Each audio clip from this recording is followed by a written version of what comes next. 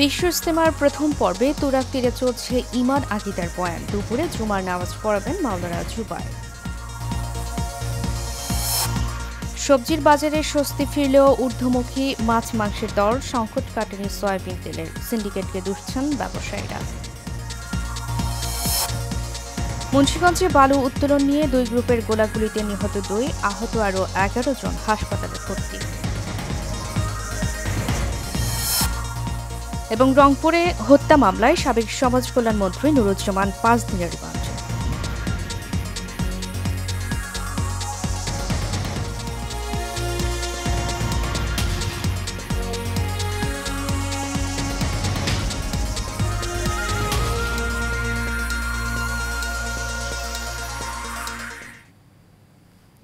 স্বাগত এশিয়ান নিউজে, সাথে আছি আমি উর্মি আক্তার। এতক্ষণ শুনছিলেন বিআরবি কেবল ইন্ডাস্ট্রিজ লিমিটেড সংবাদ শিরোনাম। এবারে চলে যাব পুরো খবরে।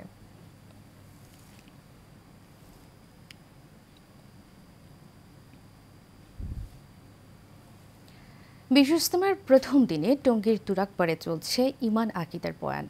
ফজরের নামাজের পর বয়ান শুরু করেন পাকিস্তানের মাওলানা জিয়াউল হক। একই সঙ্গে আজ অনুষ্ঠিত হবে দেশের বৃহত্তম জুমার নামাজ। বৃহস্পতিবার মাগরিবের নামাজের পর থেকেই শুরু হয়েছে ৫৮তম বিশ্ব ইজতেমার প্রথম পর্বের আনুষ্ঠানিকতা। ভারতের মাওলানা ইব্রাহিম দেভলারের আহ্বায়নের মধ্য দিয়ে শুরু হয়েছে এবারের আয়োজন। সকাল 10টায় বিভিন্ন খিত্তায় তালিমের আমল করা হয়। এরপর জুমার নামাজে ইমামতি করবেন মাওলানা জুবায়ের। ইজতেমায় আগত মুসল্লিদের সুবিধার্থে 14টি বিশেষ ট্রেন সার্ভিস চালু করেছে রেলওয়ে। এছাড়া মহাসড়কের ট্রাফিক ব্যবস্থা নিয়ন্ত্রণে নেওয়া হয়েছে নানা উদ্যোগ। এছাড়া ইজতেমার নিরাপত্তায় নেওয়া হয়েছে কঠোর নিরাপত্তা বলয়। প্রত্যেকবার মাঠ প্রথমে ভরে যায়, ইনশাআল্লাহ এখন আমরা যে পরিমাণ দেখতে পাইতেছি মাঠ ভরে গেছে। এই উম্মতের হেদায়েতের জন্য, নিজের হেদায়েতের জন্য আল্লাহর কাছে দোয়া করা, এই জন্য আসছি আর কি। 14 বছর হয়ে আসছি এখানে, খুব ভালো লাগে, তাই আসছি আমরা। এবার চিন্তা ভাবনা করেছিলাম যে আমি যেতে পারবো না, 2 পর্বের কারণে আমাদের অনেক অন্তর থেকে দোয়া আসতেছে। প্রায় 41টি জেলা এবং ঢাকার বিভিন্ন প্রান্ত থেকে যাদের পরামর্শ হয়েছে আসার জন্য, তারা ইতিমধ্যে মাঠে অবস্থান করছেন এবং আজকে সারা রাত্র আসবেন ইনশাআল্লাহ। বাজারে বেড়েছে সবজির সরবরাহ, ফলে গত কয়েক সপ্তাহ ধরে কমেছে দাম। এতে স্বস্তি ফিরেছে ক্রেতাদের। তবে বাড়তি দামে কিনতে হচ্ছে মাছ, মুরগি ও গরুর মাংস। এদিকে দাম বৃদ্ধি পেলেও সংকট দেখা দিয়েছে বোতলজাত সয়াবিন তেলের। বিক্রেতারা বলছেন, দাম বাড়ানোর জন্য সংকট তৈরি করছে অসাধু ব্যবসায়ীরা। বিস্তারিত ওয়ালিদ সিদ্দিকীর রিপোর্টে। শীতকালীন সবজির পর্যাপ্ত সরবরাহ রয়েছে। নতুন আলু কেজি 30 টাকা, টমেটো, শসা, করলা, বেগুন বাজার বেঁধে 40 থেকে 50 টাকা। গত সপ্তাহের চেয়ে আজকে এই সপ্তাহে 10 থেকে 15 টাকা প্রত্যেকটা সবজিতেই মোটামুটি বেশি আর কি। সেক্ষেত্রে বেগুন নিয়েছিলাম গত সপ্তাহে 50 টাকা করে, এই সপ্তাহে 60 টাকা কেজি করে নিলাম। ব্রোকলি বলেন বা বলেন, সেগুলো পিস হিসেবেও গত সপ্তাহে নিয়েছিলাম 10-15 টাকা কম ছিল আর কি, এই সপ্তাহে একটু বেশি। সয়াবিন তেলের দাম বাড়লেও সংকট রয়েছে বোতলজাত তেলের। দাম আরও বাড়তে পারে, তাই এই সংকট তৈরি করা হচ্ছে বলে জানান বিক্রেতারা। তেল শুধু তীর কোম্পানি প্রত্যেক সপ্তাহে এসে কিছু তেল দেয়, অর্ডার দিলে দিয়ে যায়। যেমন রূপচাঁদা, পুষ্টি, ফ্রেশ, ওদেরকে আজকে প্রায় 2 মাস ধরে আমরা পাইতেছি না, অর্ডারের কারণে তেলও দিচ্ছে না। অস্থিরতা রয়েছে চালের বাজারেও, তবে কিছুটা বেড়েছে মাছের দাম। বাজার দাম আগের চেয়ে অনেক বেশি, তবে যতটুকু গত মাসে বাড়ছে, এই বাড়তিতে এখনো কিন্তু আছে।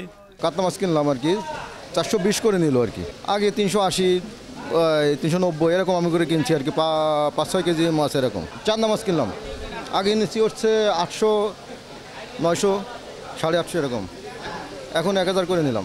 অপরিবর্তিত আছে ব্রয়লার ও লেয়ার মুরগির দাম। প্রতি কেজি ব্রয়লার কিনতে গুনতে হয় 200 থেকে 210 টাকা, আর লেয়ার মুরগি পাওয়া যায় 330 টাকায়। আর প্রতি কেজি গরুর মাংস কিনতে হচ্ছে 750 থেকে 800 টাকায়। ব্রয়লার মুরগি চলতেছে আজকে 200, লাল চলতেছে 320 এরকম। Walid Siddiqui, Asian Television, Dhaka. মুন্সিগঞ্জের সীমানাধীন চর আবদুল্লাপুর এলাকায় বালু উত্তোলন নিয়ে দ্বন্দ্বে কিবরিয়া বাহিনীর সদস্যদের গুলিতে 2 জন নিহত হয়েছেন। এ ঘটনায় আহত আরও 11 জন। রাতে মুন্সিগঞ্জে মোহনপুর সীমানাধীন চর আবদুল্লাপুর মেঘনা নদীতে এই ঘটনা ঘটে। পুলিশ জানায় কিবরিয়া মিজি ও তার লোকজন চর বাংলা বাজার এলাকায় 25 থেকে 26টি ড্রেজার দিয়ে বালু উত্তোলন করে। এ নিয়ে স্থানীয়রা একাধিকবার বারণ করে কোনো প্রতিকার পায়নি। বৃহস্পতিবার সন্ধ্যায় স্থানীয়রা অবৈধ বালু মহলের সাথে ড্রেজার বসাতে গেলে কিবরিয়া মিজির লোক তাদের ধাওয়া করে গুলি শুরু করে। এতে রিফাত, রাসেল এবং স্পিডবোট চালক আয়ুব আলী গুলিবিদ্ধ হন। পরে তাদেরকে উদ্ধার করে হাসপাতালে নেওয়ার পথে রিফাত ও রাসেলের মৃত্যু হয়।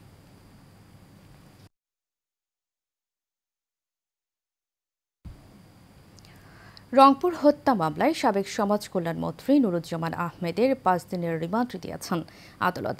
এর আগে বৈষম্য বিরোধী ছাত্র আন্দোলনে দায়ের করা একটি হত্যা মামলায় তাকে গ্রেফতার করা হয়।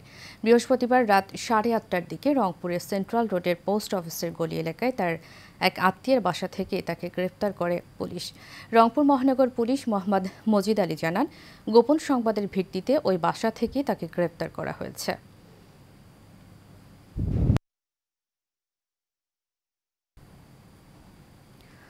অনন্য বৈশিষ্ট্যে এগিয়ে চলা দেশের প্রথম সিটি ব্র্যান্ড রূপায়ণ সিটির বাসিন্দাদের জীবনযাত্রায় ভিন্ন মাত্রা যোগ করবে কুপার্সের পণ্য। বৃহস্পতিবার দুপুরে রূপায়ণ সিটি এবং কুপার্সের সঙ্গে চুক্তি স্বাক্ষর শেষে কথা বলেন রূপায়ণ সিটির সিইও এম মাহবুবুর রহমান। এ সময় কুপার্সের চেয়ারম্যান জন কুপার বলেন, রূপায়ণ সিটির গ্রাহকদের গুণগত মানসম্পন্ন সেবা নিশ্চিত করবে কুপার্স। বিস্তারিত শফিকুল ইসলামের রিপোর্টে।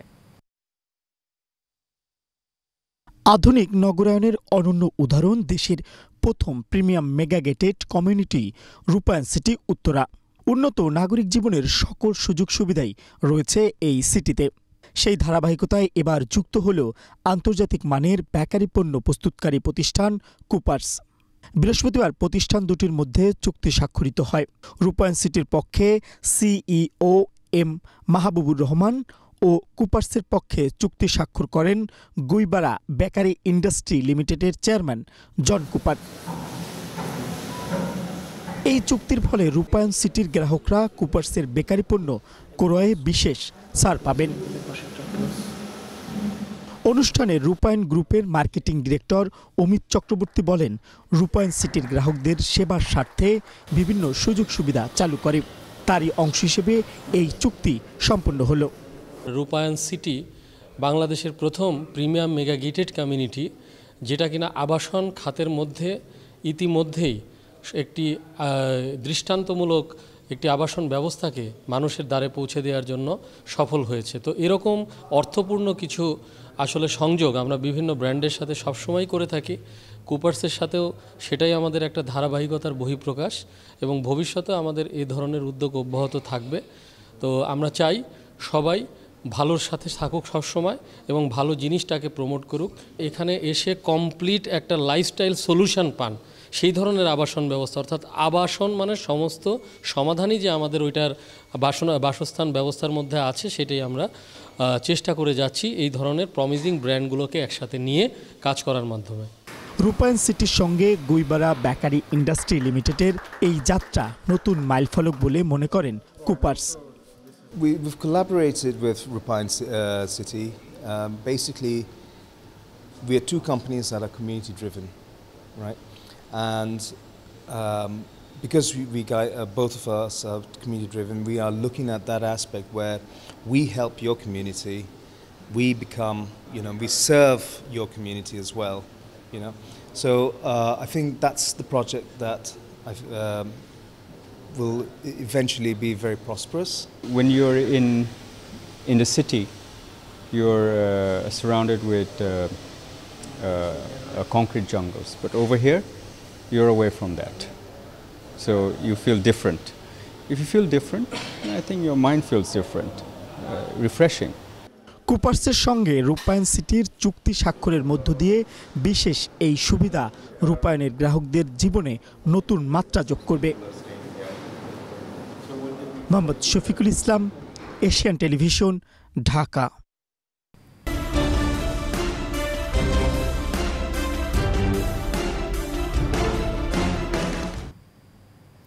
দর্শক, আবারও বিশ্ব ইজতেমার খবর। কিছুক্ষণ আগে বিশ্ব ইজতেমার সর্বশেষ তথ্য জানিয়েছেন সহকর্মী আরিফ খান আবির। আজ প্রথম দিন, গতকালকে মাগরিবের পর আম্বয়নের মধ্য দিয়ে ইজতেমা শুরু হয়েছে। আজ শুক্রবার জুমার নামাজ আদায় হবে ইজতেমা ময়দানে। অর্থাৎ এই জুমার নামাজে প্রায় 40 লক্ষের বেশি মুসল্লি অংশগ্রহণ করবে, এটি কিন্তু প্রত্যাশা করছেন ইজতেমা কর্তৃপক্ষ। ইজতেমার যে শুরায়ে নেজামের মিডিয়া সমন্বয়ক হাবিবুল্লাহ রায়হান জানিয়েছেন, গত বছরের ন্যায় এবছরও প্রায় 40 লাখের উপর মুসল্লি এই ইজতেমা ময়দানে অংশ নেবেন জুমার নামাজ আদায়ে। আপনি দেখতে পাচ্ছেন আমরা এখন রয়েছি কামারপাড়া সড়কে। এই কামারপাড়া সড়কে দেখেন এখনই, অর্থাৎ হচ্ছে বেলা 12:30টার মতো বাজে, এখনই আপনার কানায় কানায় কিন্তু সড়কগুলো ভরে যাচ্ছে, যে যেভাবে পারছে আপনার নামাজের প্রস্তুতি নিচ্ছে। দেখতে পাচ্ছেন যে রাস্তা যতটুকু দেখা যায় সবটুকুর মধ্যে মানুষের কিন্তু একদম সরব উপস্থিতি রয়েছে। আপনার কিছুক্ষণ আগে Gazipur metropolitan police commissioner doctor Nazmul Karim জানিয়েছেন, ইজতেমা এই মোনাজাত কে কেন্দ্র করে অর্থাৎ হচ্ছে যে নিরাপত্তা রাখা হয়েছে এবারে জুমা নামাজের, সেই নিরাপত্তার বিষয়ে কিন্তু তিনি আনুষ্ঠানিকভাবে ব্রিফ করেছেন এবং বলেছেন যে 4 স্তরের পুলিশ সদস্যরা কিন্তু হচ্ছে এখানে নিরাপত্তার দায়িত্বে থাকবেন। অর্থাৎ হচ্ছে জুমার নামাজের পর যে মোনাজাত হবে সেই মোনাজাত পর্যন্ত এবং জুমার নামাজ শেষ করে মুসল্লিরা যেইভাবে আপনার হচ্ছে বাড়ি ফিরবেন সেটিও কিন্তু হচ্ছে সড়কের যানজটগুলো নিয়েও কিন্তু তারা কথা বলেছেন। অথচ যে ট্রাফিক পুলিশের সড়ক উপস্থিতি রয়েছে মহাসড়কে, যার কারণে কিন্তু হচ্ছে কোনো যানজট এবার পড়বে না বলে কিন্তু তারা জানিয়েছেন। আর আরেকটা বিষয় আপনাকে জানিয়ে রাখি যে এই জুমার নামাজটি আদায় করবেন তাবলিগ জামাতের যে শীর্ষ মুরব্বী রয়েছেন মাওলানা জুবায়ের, তিনি জুমার নামাজ হচ্ছে পড়াবেন এবং এর পরপরই কিন্তু হচ্ছে আবার আমবয়ান শুরু হবে এবং আমবয়ানের পরপরই কিন্তু হচ্ছে আপনার খিত্তায় খিত্তায় আপনার তালিমের হচ্ছে যে আপনার আসর রয়েছে সেটি কিন্তু হচ্ছে চলবে। এবং পাশাপাশি কিন্তু আরেকটা বিষয় আপনাকে জানিয়ে রাখতে চাই যে সে মানুষের এখনো কিন্তু দেশের বিভিন্ন প্রান্ত থেকে মানুষজন আসছে এবং সেই আসার কারণেই কিন্তু হচ্ছে আপনি দেখতে পাচ্ছেন যে আশপাশের রাস্তাগুলো একেবারে যানজটের যে জায়গাটি সেটি কিন্তু তৈরি হয়েছে যানজট। এবং আরেকটা বিষয় আপনাকে জানিয়ে রাখি যে আপনার ফুটপাতে যে হকার উচ্ছেদের যে কথা যে জানিয়েছিল আপনার পুলিশ, কিন্তু আপনি দেখতে পাচ্ছেন যে ফুটপাতে কিন্তু হকার রয়ে গেছে। অর্থাৎ হচ্ছে সবকিছু মিলিয়ে কিন্তু হচ্ছে আপনার ফুটপাতের হকার কারণে পুলিশের যে হচ্ছে কথাটি তারা বলেছেন সেটি কিন্তু আসলে তেমন একটি কার্যকর হয়নি। অর্থাৎ হচ্ছে এই ফুটপাত থাকার কারণে কিন্তু মানুষের চলাচলে কিন্তু এক ধরনের বিঘ্নতা ঘটে এবং সেই বিঘ্নতার কারণে কিন্তু হচ্ছে মুসল্লিদের হচ্ছে খিত্তায় প্রবেশ এবং বাহিরের ক্ষেত্রেও এক ধরনের হচ্ছে তাদের সমস্যায় পড়তে হয়, সেটি কিন্তু আমাদেরকে জানিয়েছেন। অর্থাৎ যে জুমার নামাজের আপডেট পরবর্তী খবরে জানিয়ে দেব। আবির, আপনাকে ধন্যবাদ। ঘন কুয়াশা আর কনকনে ঠান্ডায় কাবু দিনাজপুরের মানুষ। কুয়াশায় ঢেকে থাকায় দিনের বেলায়ও হেডলাইট জ্বালিয়ে চলাচল করছে যানবাহন। আবহাওয়া অফিস জানায় সকাল 6টায় দিনাজপুরে তাপমাত্রা রেকর্ড করা হয়েছে 10.4 ডিগ্রি সেলসিয়াস। ঘন কুয়াশার শীতে বেশি বিপাকে নিম্ন আয়ের মানুষ। একটু গরমের আশায় খড়কুটো জ্বালিয়ে শীত নিবারণের চেষ্টা করছেন তারা।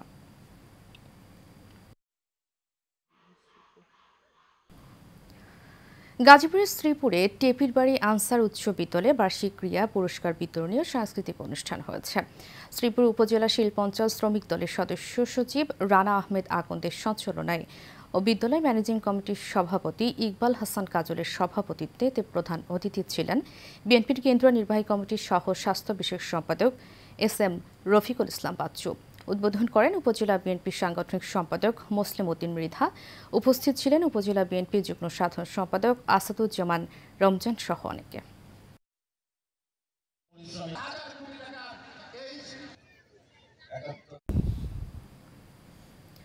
পিঠার গন্ধে জাগে শীতের স্মৃতি, সবে মিশে বাংলার প্রীতি। এই স্লোগানে ঢাকার ধামরাই সরকারি কলেজে অনুষ্ঠিত হয়েছে পিঠা উৎসব ও সাংস্কৃতিক অনুষ্ঠান। ধামরাই সরকারি কলেজ মাঠ প্রাঙ্গণে শিক্ষক পরিষদের আয়োজনে এই পিঠা উৎসব করা হয়। ধামরাই সরকারি কলেজের অধ্যক্ষ ডক্টর মোহাম্মদ সেলিম মিয়ার সভাপতিত্বে প্রধান অতিথি ছিলেন উপজেলা নির্বাহী কর্মকর্তা মামুনুল আহমেদ অনেক। বিশেষ অতিথি হিসেবে ছিলেন কলেজের উপাধ্যক্ষ প্রফেসর মোহাম্মদ জিয়াউল হক, ব্যবস্থাপনা বিভাগের বিভাগীয় প্রধান ও সহযোগী অধ্যাপক মোহাম্মদ আব্দুল জব্বার, ধামরাই থানার অফিসার ইনচার্জ মোহাম্মদ মনিরুল ইসলাম। আমরা স্মরণ করিয়ে দিতে চাই। আমরা চাই সবাই সবার পক্ষ থেকে এভাবে একটি অনুষ্ঠান আয়োজন করুক। আমাদের শিক্ষার্থীরা প্রাণ ভরে এই উৎসব উপভোগ করছে। পিঠা উৎসব প্রতি বছরই অত্যন্ত স্বতঃস্ফূর্তভাবে জাঁকজমকভাবে পালিত হয়। এই পিঠাকে একটি উৎসবে পরিণত করেছে ধামরাই সরকারি কলেজ। এই জন্য আমি ধামরাই সরকারি কলেজের প্রিন্সিপাল স্যার সহ এটার সাথে যারা জড়িত আছেন সকলকে আমি অত্যন্ত অন্তরের অন্তঃস্থল থেকে ধন্যবাদ জানাই। বর্তমান অর্থনীতির চ্যালেঞ্জ শীর্ষক আলোচনা সভা ও ধারা গ্রুপ ট্রাভ business CSR and cultural award এবং সাংস্কৃতিক অনুষ্ঠান হয়েছে। রাজধানী হোটেল ইন্টারকন্টিনেন্টালে এর আয়োজন করা হয়। প্রধান অতিথি ছিলেন বিচারপতি ফয়সাল মাহমুদ ফয়েজি। বিশেষ অতিথি সাংবাদিক শফিক রেহমান বিভিন্ন খ্যাতিমান ব্যক্তিদের হাতে সম্মাননা পুরস্কার তুলে দেন। পরে মনোজ্ঞ সাংস্কৃতিক অনুষ্ঠানের আয়োজন করা হয়।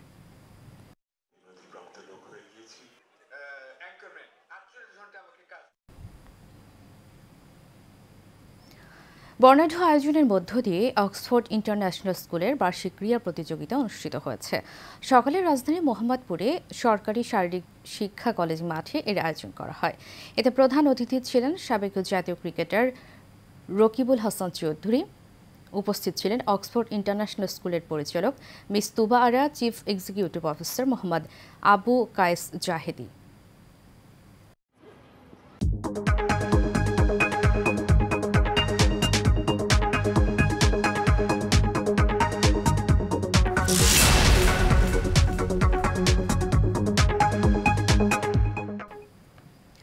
এবার এক্সিম ব্যাংক বাণিজ্য সংবাদ। দর্শক, গাইবান্ধায় বাড়তি দামে বিক্রি হচ্ছে বিভিন্ন সার। কিছুক্ষণ আগে সর্বশেষ তথ্য জানিয়েছেন সহকর্মী সুমন মণ্ডল। যে বড় ধান চাষ যেটি কিন্তু আসলে ব্যস্ত সময় কৃষকরা পার করছেন, তবে যে বিপাকে রয়েছেন এই সার সংকট, যেটি বরাবরই এই সার সংকট দেখা যায়, এইবারও কিন্তু তার ব্যতিক্রম না। এইবারও যে কৃষকদের সঙ্গে কথা বলে যেমনটি জানতে পেরেছি যে তারা যে এই যে সারের যে ডিলারদের দোকানে কিন্তু তারা এসে সার না পেয়ে ঘুরে যাচ্ছে এবং বাড়তি দামে কিন্তু পাশের দোকানগুলোতে সার পাওয়া যাচ্ছে। আমি যদি একটু আসলে কথা বলতে চাই একজনের সঙ্গে যে সার নিতে আসছেন, আসলে আপনি তো সার নিতে আসছেন, সার পাওয়া যাচ্ছে না, কি বলেন তো? ওই করে যে আজকে হওয়া নাই, কালকে দেবো, সার নামে নাই, সেই সার নামে নামার সাথে দেখবে রাত্রি দেবো, সার বিক্রি করে দেয়। আর আমরা পাই না পাশে দোকানদারের কাছে, যা দেখবেন বেশি দাম দেখে রান্না। যেমনটি শুনলেন যে আসলে বেশি দামে। আরেকজনের সঙ্গে একটু কথা বলতে চাই, এই যে সার পাওয়া যাচ্ছে না, ডিলাররা কি বলেন তো? মানে ডিলাররা বলে 2 দিন পরে বা 3 দিন পরে আসেন, মঙ্গলবার বা শনিবার এরকম ডেট দেয়। ডেট দিয়ে এর মধ্যে নামবে, আপনি আসেন। দেখা যায় ওই ডেটেও আসলেও দেখা যায় ওনার ঘরে মানে নাকি সার নাই, পটাশ বা টিএসপি পাওয়া যাচ্ছে না। দেখা যায় লোকাল দোকানগুলোতে অবশ্যই পাওয়া যাচ্ছে, কিন্তু বেশি দাম নেয়। আসলে ধন্যবাদ আপনাকে। যেমনটি শুনছেন যে আপনি একটা জিনিস আপনাকে বলে রাখি যে সার কিন্তু যে কৃষি বিভাগ যেমনটি বলছেন যে সারের যে মজুদ এটি কিন্তু পর্যাপ্ত রয়েছে এবং এই পর্যাপ্ত সারের মজুদ থাকার পরেও কিন্তু আসলে যে ডিলাররা এটি কারসাজির কারণে কিন্তু তারা এই সারগুলো অধিক মুনাফা লাভের আশায় কিন্তু সারগুলো বিক্রি করছেন না কৃষকদের কাছে। এবং তারা এটি কিন্তু কৃষকরা যেমন অভিযোগ করেছে রাতের আধারে কিন্তু এটি যে অন্য দোকানে বিক্রি করে যে তারা এই সারগুলো বিক্রি করারও একটি অভিযোগ আমার কাছে রয়েছে। তা আসলে এই যে কৃষকদের যে এই যে সার যে না পাওয়ার যে অভিযোগ এটি কিন্তু বরাবরই কিন্তু থাকে। তবে কৃষকদের দাবি যে কৃষি বিভাগের যে অবহেলা এবং তাদের যদি যে এই যে মনিটরিংয়ের যে জোরদার ব্যবস্থা না করার কারণেই কিন্তু এই সার সংকট হচ্ছে বলে আমাকে কৃষকরা জানিয়েছে। তা আসলে এই ছিল আমার কাছে গাইবান্ধা সার সংকটের সবশেষ খবর।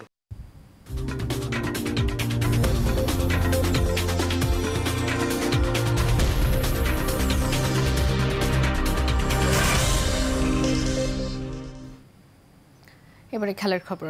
কোচ পিটার বাটলারের বিরুদ্ধে মানসিক হয়রানি সহ বিভিন্ন অভিযোগ তুলে তার অধীনে না খেলার ঘোষণা দিয়েছেন সাফ জয়ী বাংলাদেশ নারী ফুটবল দলের খেলোয়াড়রা। এ ঘটনায় 7 সদস্যের তদন্ত কমিটি গঠন করা হয়েছে।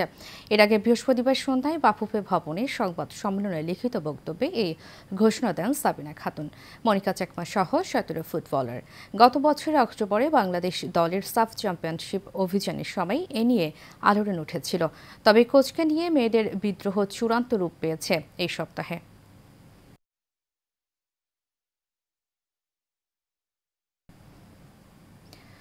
দর্শক, সংবাদ শেষ করব উল্লাপাড়ার অতিথি পাখির খবর দিয়ে।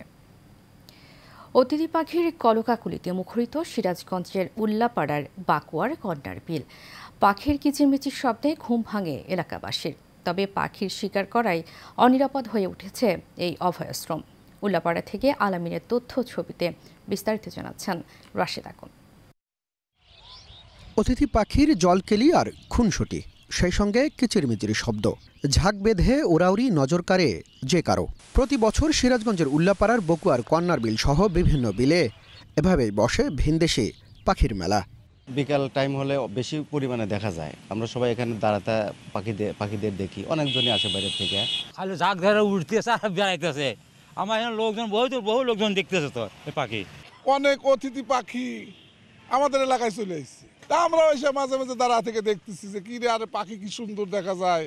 শীত মৌসুমে মাঠে ফসল তৈরির জন্য জমি প্রস্তুত করেন কৃষকরা, তাই এই সময় অনেক পাখি বসতে পারে না বিলে, উড়ে যায় অন্যত্র।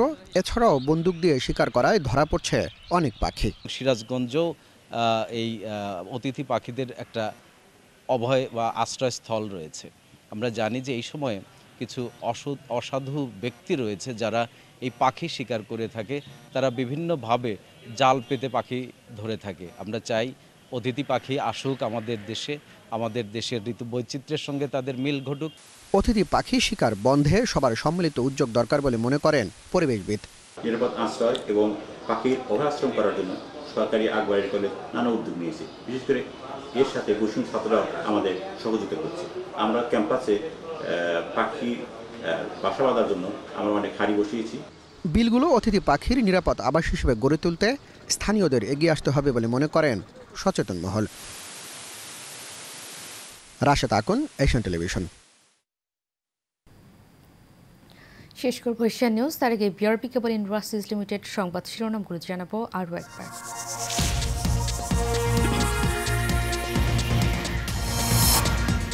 বিশ্ব ইজতেমার প্রথম পর্বে তুরাগ তীরে চলছে ইমান আকিদার পয়েন্ট। দুপুরে জুমার নামাজ পড়াবেন মাওলানা জুবায়ের। সবজির বাজারে স্বস্তি ফিরলেও ঊর্ধ্বমুখী মাছ মাংসের দর, সংকট কাটানো সয়াবিন তেলের সিন্ডিকেটকে দুষছেন ব্যবসায়ীরা। মুন্সিগঞ্জে বালু উত্তোলন নিয়ে 2 গ্রুপের গোলাগুলিতে নিহত 2, আহত আরও 11 জন হাসপাতালে ভর্তি।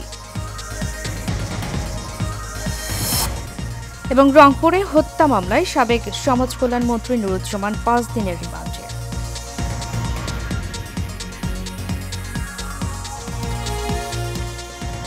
এশিয়ান নিউজ পর্যন্ত। পরবর্তী সংবাদ দেখার আমন্ত্রণ জানিয়ে শেষ করছি। ধন্যবাদ সবাই।